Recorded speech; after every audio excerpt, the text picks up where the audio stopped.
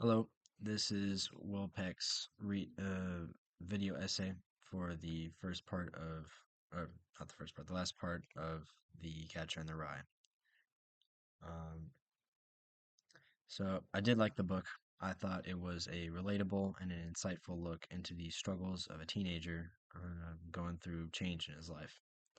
I specifically liked how unreliable and imperfect the narrator was. In most of the literature I've read, the protagonist always makes the right decisions and is portrayed as almost a hero. In The Catcher in the Rye, Holden is constantly doing something wrong. He runs away from school with no plan. He pushes away everybody that he knows. He gets into dangerous situations, and he needlessly judges and blames everyone else for his own problems. This sort of perspective is refreshing when compared to other books, which leave nothing to be questioned in the narrator's choice of words. My impression of Holden Caulfield is that he is a troubled teenager who is unprepared for adult life. He struggles to connect emotionally with anyone besides his 10-year-old sister. He frequently gets into fights and he insults others. He is upset with many realizations, such as the nature of growing up, school, sex, and relationships. Because of his frustration, he lashes out, unable to deal with his emotions in a mature way. My favorite character in The Catcher in the Rye is Phoebe, Holden's little sister. Despite being so young, she shows a, she she shows a mature outlook in a book that had been dominated by Holden's childish perspective. In chapter 22, Phoebe confronts Holden, demanding he name something that he likes. This shifts the reader's prior perspective towards Holden. His griping and annoyance towards everything was relatable and charming earlier in the book, but compared to the perspective of his little sister, Holden just looks immature. The conversation at their parents' apartment is a catalyst for Holden confronting his own childishness and maturing.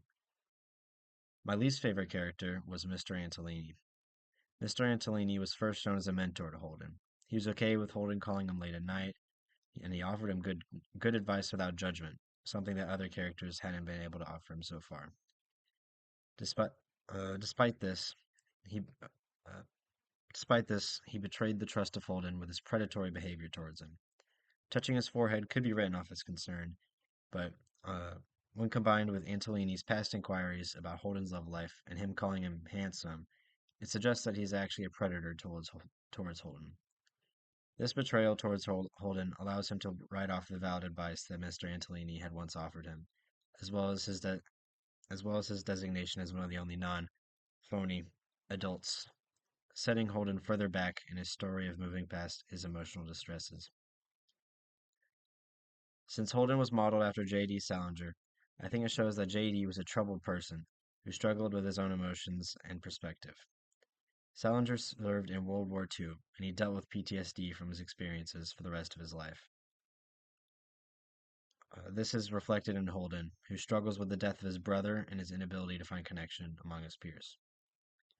Overall, I like the book a lot. As I said earlier, it's relatable for teenagers and it has good messaging. It's just really refreshing compared to a lot of books that I've read. And this is the end of my video essay.